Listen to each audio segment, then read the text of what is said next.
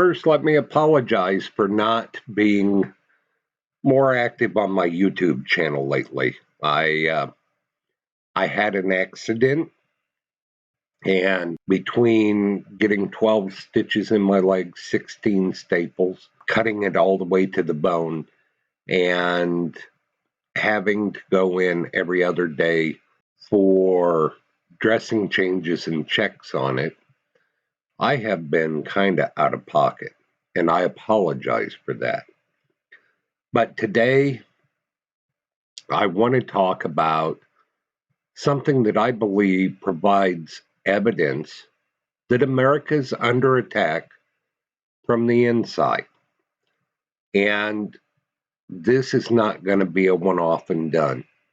This is going to be a series. And I'll probably throw some other stuff in the middle of it to keep those that aren't interested in this entertained. As you can see, I'm a disabled veteran, U.S. Air Force veteran. And when I went into the service, I took an oath. My oath was to defend the Constitution of the United States against all enemies, foreign and domestic. And I never rescinded that when I left the service. I think you'll find that a large percentage, my estimation 90% or more, of veterans feel this way. And I believe that we are watching what is happening in America with great concern. When I took that oath, I agreed that I would write that check up to and including my life for the defense of America. And I'll still do it today. And I believe there are many others out there that believe the same way. So, as we move forward, let's have some fun and try and understand what's going on. Don't forget to get your copy of the Doctor of Disasters book, Emergency Incident Management Systems, at Amazon.com.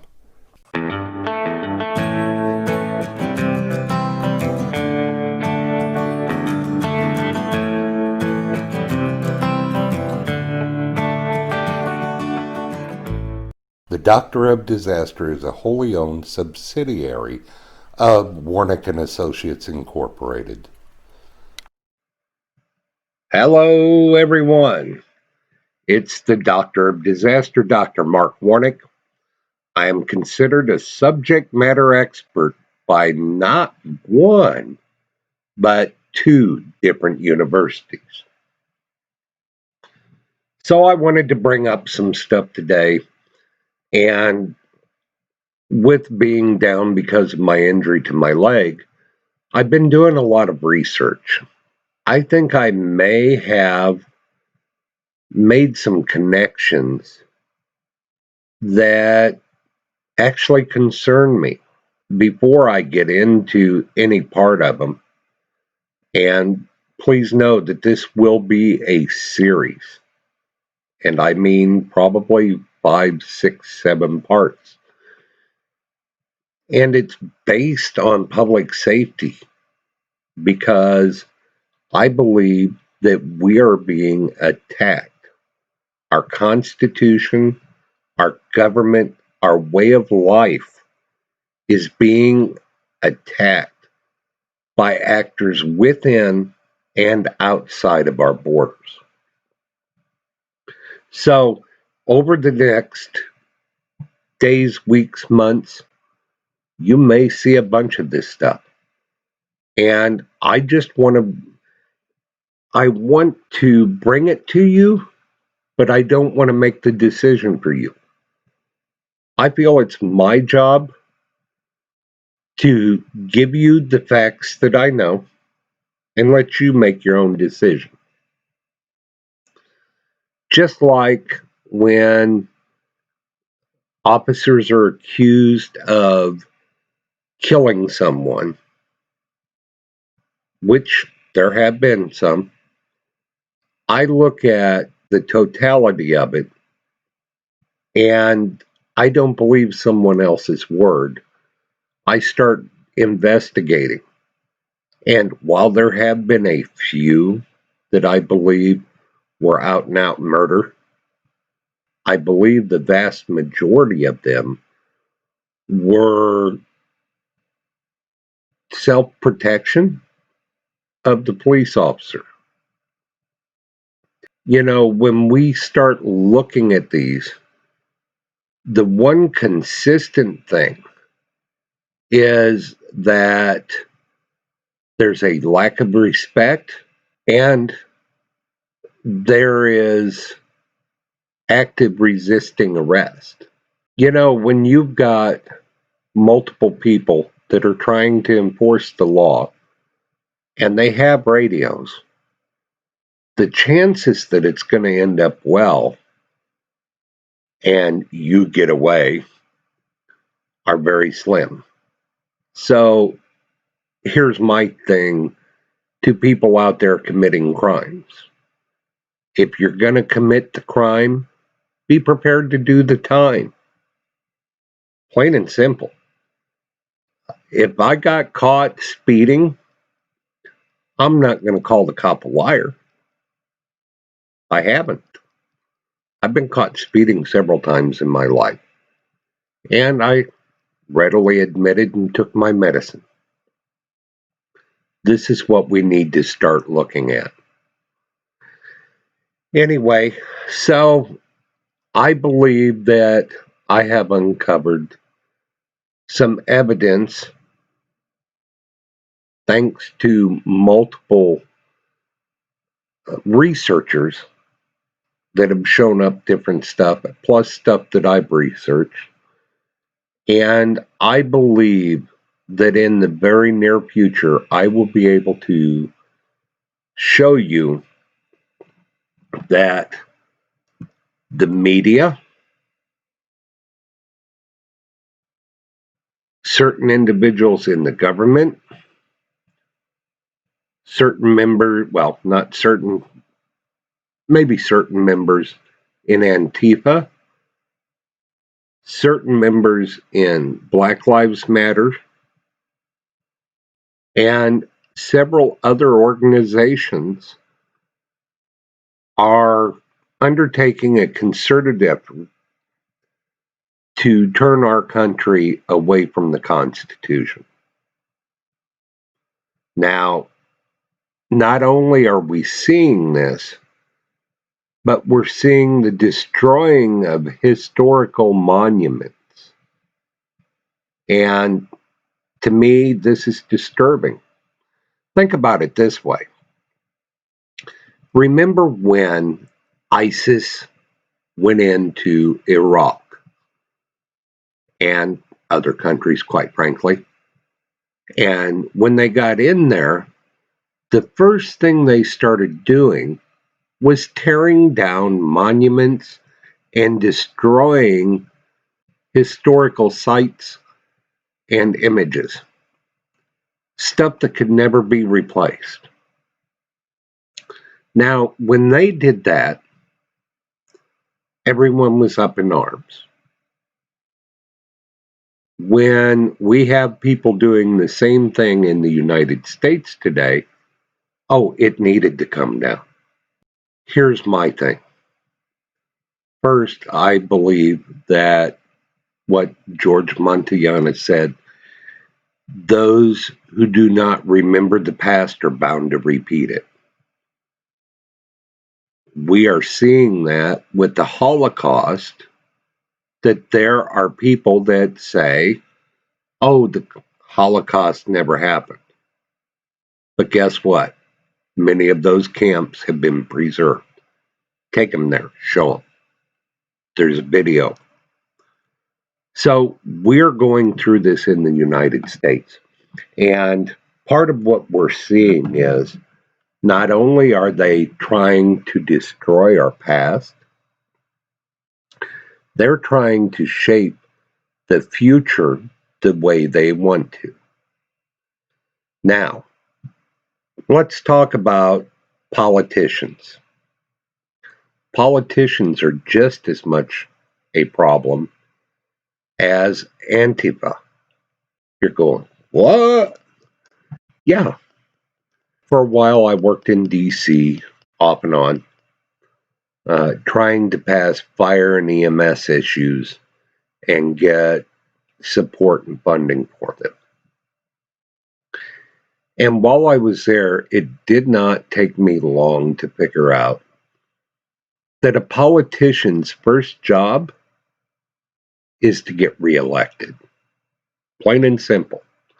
You could bring the best idea in the world in there that would secure the United States, and I have. And it was great. It would help secure the United States. And the first thing I would hear is, well, what's it do for my district? Really? So politicians have that mentality. Because of that, there are certain politicians that will do whatever they need to look good to those that they represent. The day of having a backbone and saying what's right and what's wrong no longer exists with politicians unless they're trying to get the other party out or smear mud on the other party. Now, if we look at some of the things that some party members have done and said, they have promulgated this racism that we see today. And I submit that the biggest part of racism is that in urban and poor areas, we fail to encourage those people to come out of where they are. I'm a prime example. When I was younger, all the way up into my 30s, I just felt like I was stupid. I had someone in my life that used to call me the village idiot and stupid, blah, blah. I felt that I was stupid and I couldn't do anything. And when I was about 30, 32, I had someone, and she was absolutely wonderful to me. And she said, "You're so smart. You need to do something with your life." She told me that over a period of about 6 months. And it wasn't someone I was seeing. In fact, it was someone I was working with. She was married, and there was nothing going on there. She was just a good friend. And from that point, I started to somewhat believe it. And once I started believing in myself, I started coming out of poverty. And I can tell you, I was making $8,000-$10,000 a year at that point. Look forward, and as I grew, I created an organization, a nonprofit. I've helped thousands of people, thousands, especially firefighters and EMS. I have gotten my bachelor's, my master's, and my doctorate. And I am now an instructor of master's courses. Another person that did the same thing, Carol Swain. Carol Swain, in case you don't know, you should look her up, and I'll put a link down below.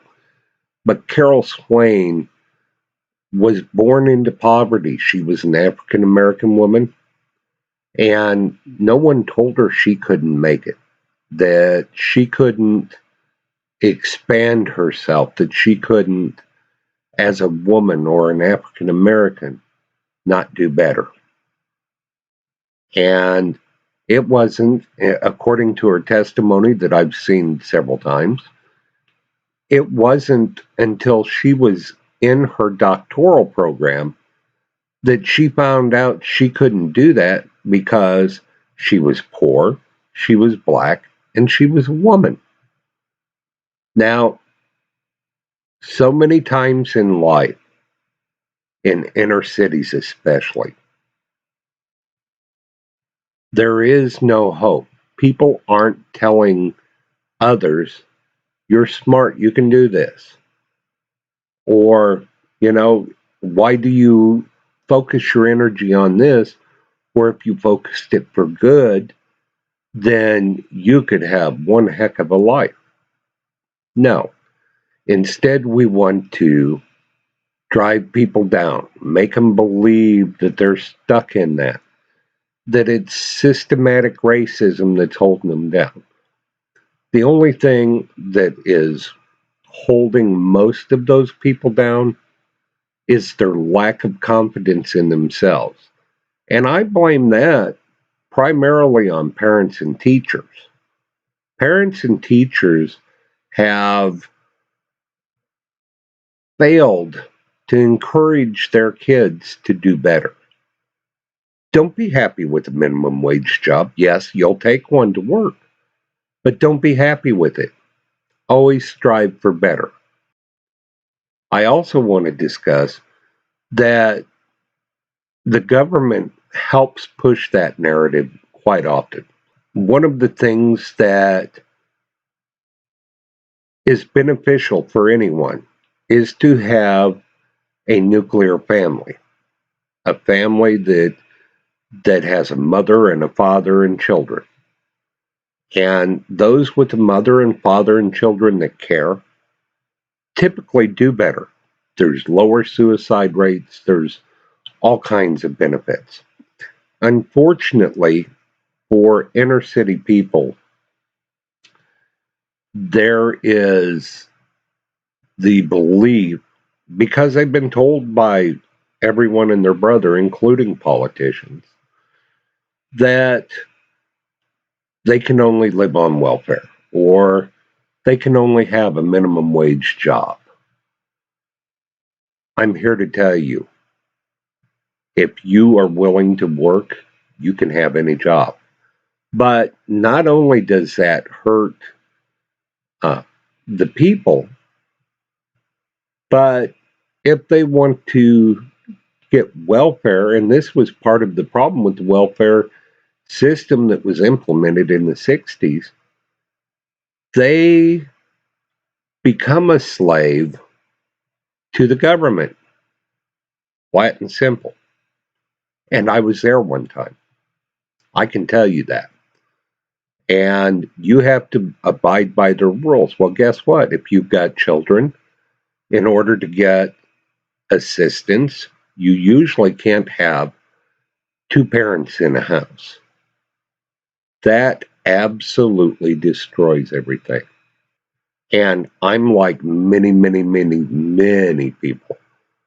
I believe that we should help people, but it should be a hand up, not a handout.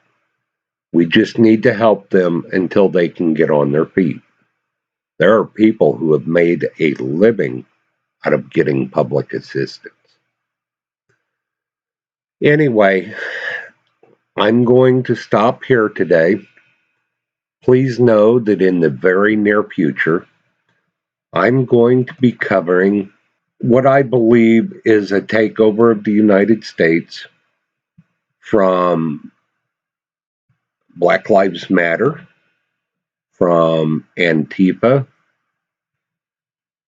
from the infiltration of government entities, and from the news media. I believe that they want to change our world and destroy or adjust our Constitution in such a way that the United States will not look the same. So stay tuned. There's more coming, lots more. And have a good day. Until next time, Be safe. The Doctor of Disaster is a wholly owned subsidiary of Warnick and Associates Incorporated.